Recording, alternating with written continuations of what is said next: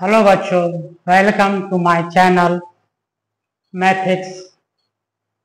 आज हम exercise start करेंगे 1.2। लेकिन एक्सरसाइज 1.2 स्टार्ट करने से पहले जो मैंने पहला पार्ट आपको इंट्रोडक्शन का बताया था वो हमें मालूम होना चाहिए। इंट्रोडक्शन जो पहला पार्ट बताया था उसको देख लीजिएगा आप लोग, वो बहुत ही जरूरी है। तो देखिए, एक्सरसाइज 1.2 का क्वेश्चन नंबर पहला कह रहा है, ट्रू फॉल्स बताना है आपको। Every irrational number is a real number. Every irrational number is a real number. तो देखिए, जैसे कि पहले पार्ट में मैंने बताया था कि जो रियल नंबर होता है वो सबसे बड़ा नंबर होता है, उसके अंदर सारे नंबर आते हैं।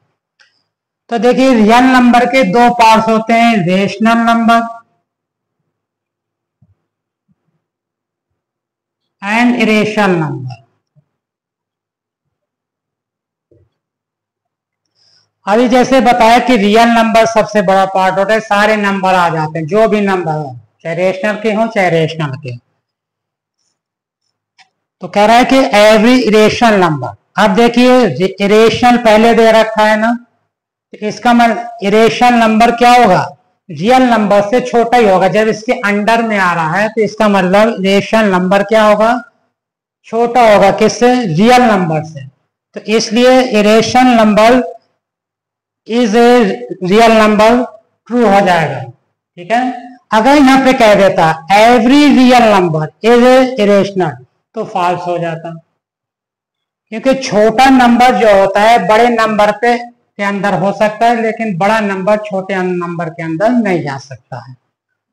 तो पहला पार्ट हो जाएगा आपका, हो जाएगा ट्रू हो जाएगा। ठीक है। Every irrational number is a real number.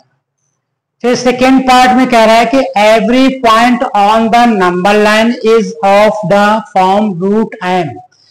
कह रहा है कि रूट एम के फॉर्म में नंबर लाइन में कैसे दिखाया जा सकता है सारे पॉइंट को।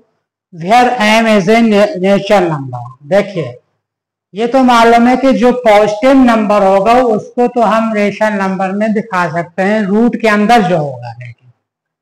लेकिन जो नेगेटिव नंबर होता है वो हम नहीं दिखा सकते हैं, माइनस, क्योंकि जैसे रूट एम की जगह -2 ले लिया, ठीक है ना, तो ये हमारा इमेजनरी नंबर हो जाता है, जो आगे क्लास में जाके 11th वगैरह में जाके पढ़ेंगे। तो ये स्टेप पे यानी क्या हो जाएगा, एवरी पॉइंट नहीं होगा नंबर लाइन पे। समझ गए रूप है? इंटीजर ले लेंगे तो माइनस वाले नंबर नहीं होंगे, पॉजिटिव वाले होंगे। तो every point on number line में रूट एम के फॉर्म में नहीं हो सकता, तो ये हो जाएगा हमारा false.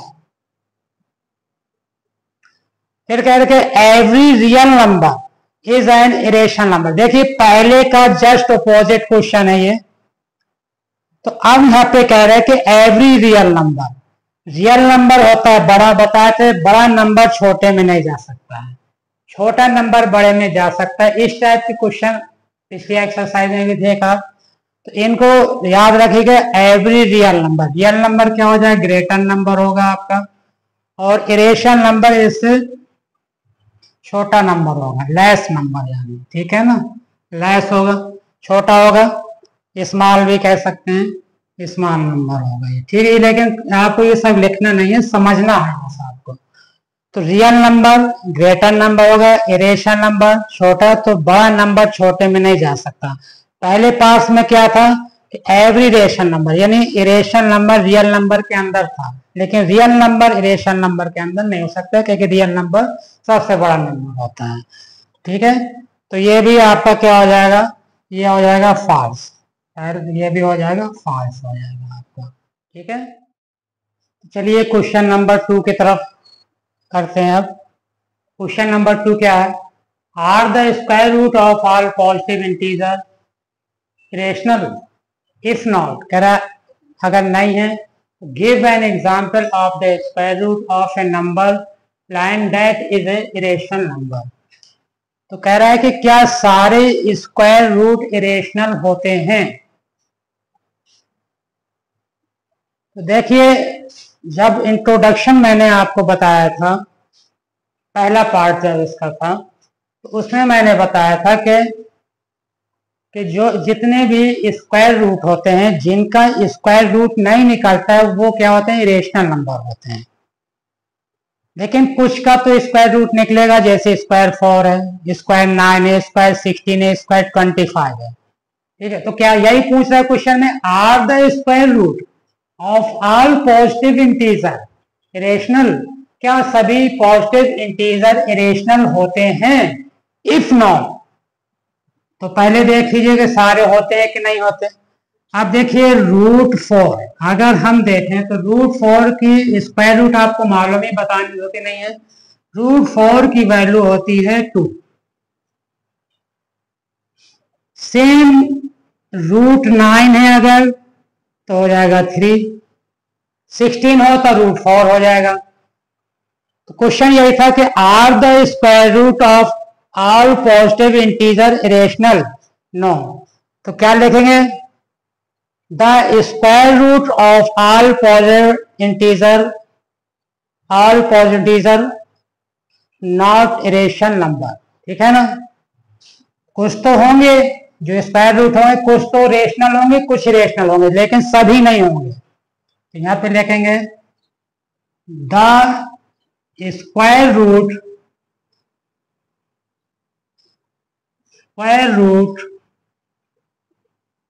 of all positive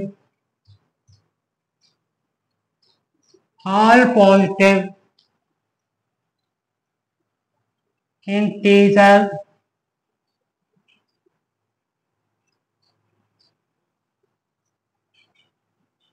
are not irrational। सभी स्क्वायर रूट इरेशनल नहीं होंगे। ठीक है ना, कुछ होंगे कुछ नहीं होंगे। तो यहाँ सभी के लिए कहा था, तो एग्जाम्पल भी बता दिए, कह रहा है गिव एन एग्जाम्पल।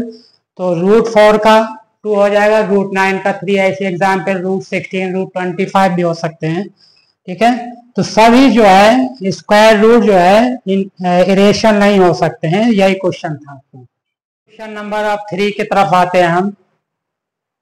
कह रहा है कि so that √5 can be represented on the number line. √5 को नंबर लाइन पे शो करना है।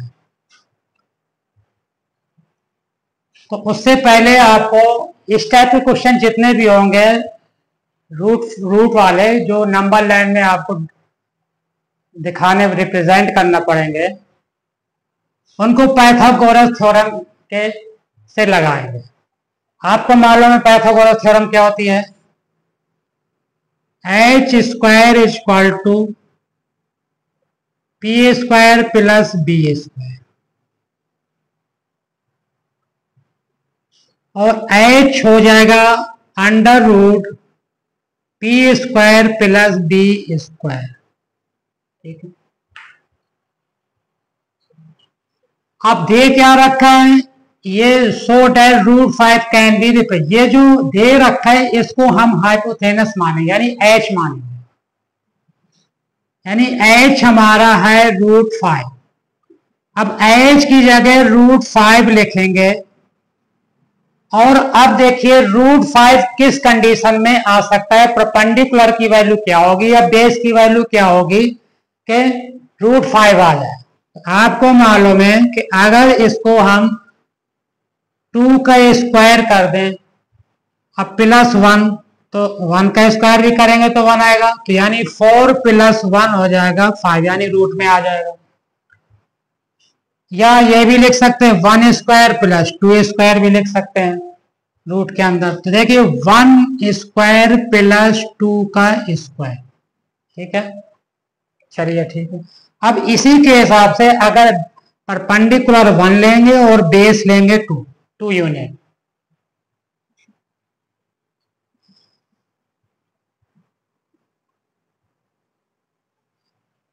इसको 0 ले लें,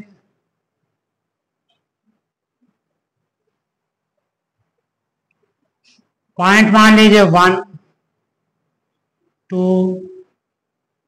3 और जितने भी लेना हो आगे नंबर ले सकते हैं, कोई दिक्कत नहीं है।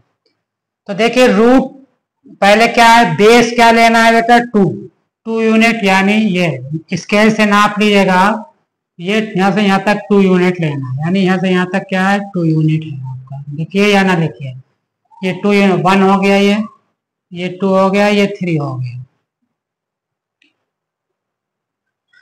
अब जो है जो 2 है, बेस 2 है, 2 से परपेंडिकुलर लाइन हमें बनानी पड़े, क्योंकि ये थ्योरम कहाँ लगती है, पाइथागोरस थ्योरम कहाँ पे लगती है, जहाँ पे परपेंडिकुलर होता है।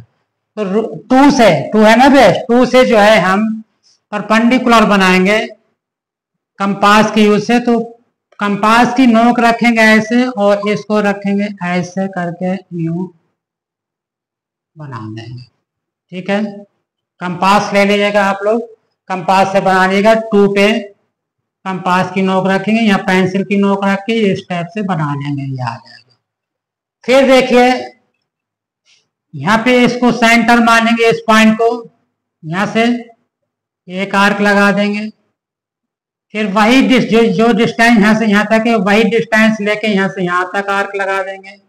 अब इनको लेके, अब जैसे ये 2 आए, यहाँ पे कंपास की नोक रखेंगे और ये मिला देंगे, इसी तरह इधर से भी ये बना देंगे। अब ये इधर जहाँ पे जो पॉइंट मिलेंगे हमारे, इसको हम इससे मिला देंगे। तो ये जो होगी ये होगी हमारे से 90 डिग्री होगी, ठीक है। अब इससे इसको बना लो, पॉइंट मान लो, इसको बी मान लो, ठीक है। और जहां पे ये, हाँ अब क्या करेंगे, अब 2 से ये जो 2 है यहाँ पे लगा लें, कितने का कह के, परपेंडिकुलर क्या है 1 सेंटीमीटर। तो 1 सेंटीमीटर इस बी पॉइंट से ये इधर से आर्क लगा लेंगे। सपोज करिए यहाँ पे ये हमारा आर्क आ गया 1 सेंटीमीटर पे।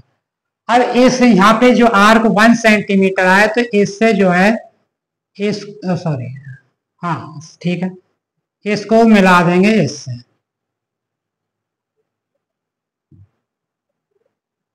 ये मिला देंगे। स्केल से बना लीजिएगा, क्लियर हो जाएगा। 1 सेंटीमीटर ये ना, इधर से इसको मिला देंगे, ये हो जाएगा। तो ये हो गया यहाँ से यहाँ तक हो गया 2 यूनिट का, और ये हो गया यहाँ से यहाँ तक 1 यूनिट का।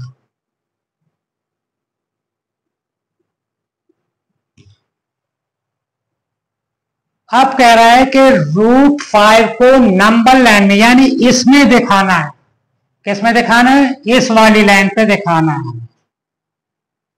तो कैसे दिखाएंगे, अब ये जो पॉइंट आया यहां से लेंगे अब सेंटर, जो 0 से, ठीक है ना, और इधर तक लेंगे, और जो आर्क बनाएंगे इस टाइप से, यहाँ से इधर से ऐसे जाएगा दिस। तो ये जो पॉइंट आया हमारा, आर्क यहाँ से लिए सेंटर, ठीक है ना, सेंटर लेके जैसे सर्किल बनाते हैं आप, तो यहाँ पे बस आर्क लगाना है, यहाँ से पॉइंट लेके यहाँ से आर्क लगा देना है आपको। तो ये जो पॉइंट होगा हमारा, मान लो इसको ए मान लिया, ये बी हो गया, ये सी हो गया, ये डी पॉइंट में। तो ए से डी तक की जो डिस्टेंस होगी हमारी, वो क्या होगी, √5 की वैल्यू आ जाएगी। इसको इस तरीके से करना है। ओके, तो आज के लिए क्लास इतना, ये एक्सरसाइज खत्म हो गई है आपकी। तो आप लोग से रिक्वेस्ट है कि इस चैनल को सब्सक्राइब करते जाएं और लाइक। Thank you.